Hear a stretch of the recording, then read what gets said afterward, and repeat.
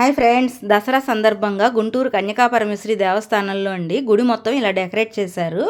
300 కేజీల cotton foam అంటే ఆ నురగ లాంటిది కాటన్ది తీసుకుని దాన్ని అలంకరించారనమాట.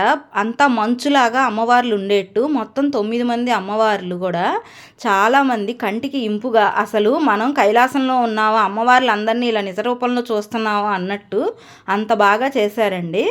యాక్చువల్గా ప్రతి సంవత్సరం కూడా 9 అలంకారాలే వస్తాయి. కానీ ఈ సంవత్సరం ఎక్స్ట్రాగా విజయవాడ కనకదుర్గ అమ్మవారి గుళ్ళో మహాచండీ అలంకారము, కాత్యాయని అలంకారం అని ఎక్స్ట్రాగా 2 వేస్తున్నారు. అది ఎప్పుడో కానీ ఒక ముహూర్త ప్రభావం వల్ల అలా ఎక్స్ట్రాగా 2 అలంకారాలు అయితే వస్తాయంట. అవి ఈ సంవత్సరం వచ్చినాయి.